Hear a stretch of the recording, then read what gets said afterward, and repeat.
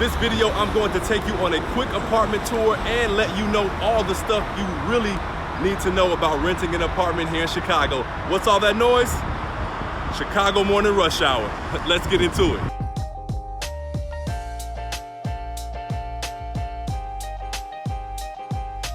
What's up, everybody? I'm Joe Scott. This is Living in Chicago. I make videos about what it's like to live in Chicago, things to do, places to go, all of that. So if that's the kind of content you are looking for, hit that subscribe button. I'm also a real estate agent here in Chicago. So if you're thinking about buying, selling, renting, I'm the guy to reach out to. Okay, let's get into today's topic.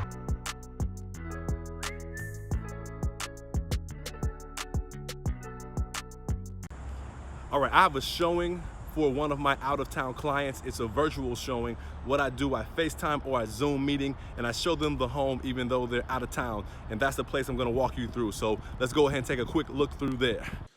Okay, this is a 3-bedroom, 2-bathroom place I'm looking at for one of my out-of-town clients moving to Chicago from New York. Now, looking at the apartment, you wanna make sure you get an idea if your stuff can fit in the living room, take a good idea where the cable access is and all that. In the kitchen, look at the fridge, the microwave, the stove, make sure all that works, the garbage disposal, the sink. Make sure these things work because you don't want to move in and find out their issues after the fact, okay? Have stuff to talk about with the landlord. In the bathroom, make sure the faucet's working, make sure the shower, that water pressure, everybody knows water pressure is important. Make sure it's where it needs to be when you're making your walkthrough of the apartment. Walk into the bedrooms and get an idea for the feel of the size of the rooms. Check the closets, every single closet. Just don't assume that every closet's going to be the same size. Take a look at every closet. Give yourself an idea of how much space you'll have to put things. As you can see, this place is really nice, hardwood floors throughout, carpet in the bedrooms. This right here is the master bedroom. And it has a walk-in closet, so a lot of space here. But make sure you really just walk every space and get an idea of what you're gonna be able to do. The windows, really big. Check all the windows, see what condition they're in, making sure they actually lock and secure, especially if you are going to be on the ground level. Also check and make sure if they're sealed. Here's a trick I use. I use my feet to measure things out if I don't have a tape measure. Okay, this is gonna help you figure out the size of the room. It's gonna help you figure out how your furniture is gonna fit. It's a great quick tip. Use your feet to measure things if you don't have a tape measure. All right, walking back through, as you can see, lovely space here, real nice size, dining area, living area, but you really wanna make sure you check everything you possibly can. Make sure the locks are working well, and check anything you possibly can because if there is something to be brought up, you want to make sure you bring it up to the landlord before you move in. All right, when you're looking for an apartment, understand there's a lot of bait and switch. You'll be on Craigslist, you'll call places, people won't get back to you, they'll tell you the place is not available, they'll try to get you something else. Understand you can use a real estate agent to help you find a rental. It's no cost to you, it's free. It saves a lot of that running around, not knowing what's going on. And again, you get a professional in the city to help make sure you find a spot. So keep that in mind. I'm available, don't forget that. Real quick behind me, this is that's the construction that's been going on here in Chicago for the last, seems like 6 years on our expressway. Will it ever finish? I don't know. We'll wait and see. All right, I found a spot to sit down real quick. All right, let's talk about some things you need to know when you're looking for a place. Application fees are going to be around $50 per person. So keep that in mind because that can really add up when you're applying to multiple places.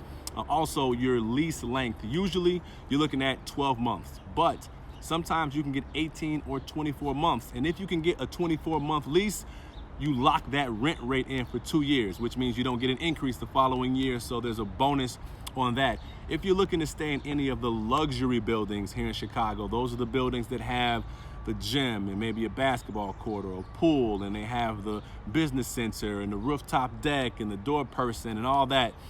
Those are usually gonna be a 13, 14, 15-month lease. They're rarely 12. So if you're trying to stay at one of those, it's gonna be more than a year.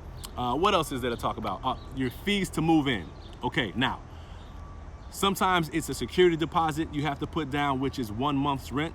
And some places just want a flat out move-in fee that's gonna be non-refundable. Usually it's around 400 bucks or so. So you either have to give 400 bucks you never see again, or you gotta come up with roughly 1 month's rent to give to them to hold for a year. There's good and bad with both of those options. What else is there? Sometimes if you're moving into a condo building, there could be a move-in fee and a move-out fee. The move-in, move-out fees can sometimes be, $300-400. So keep that in mind. Some of these buildings have what they call a lease processing fee. Sometimes the landlords pass that cost on to the renters. So be aware of that. Sometimes you can negotiate and say, hey, landlord, can you actually pay for that? I don't want to pay for that. So keep that in mind. What else is there? For your move-in, you're also going to have a deposit you have to give for the move-in, usually around $250. That's given back to you once they see that you haven't ruined anything on the move-in. So those are a lot of the costs that are associated with moving in. So keep those in mind, because a lot of people don't think about that, and it ends up being a lot of cash out of hand just to get in the place that they didn't anticipate. So those are things you must take into consideration. All right, let's see some more stuff. Let's walk around.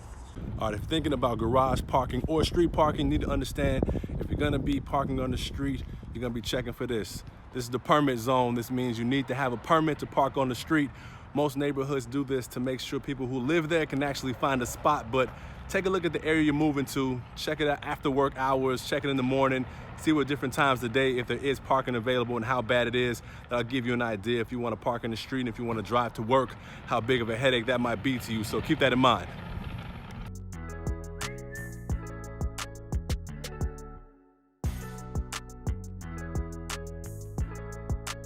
Okay, here's a tip for you. Package delivery, something people don't usually think about. All right, if your building does not have a door guide, you wanna make sure the common area is secure, the front door is locked well.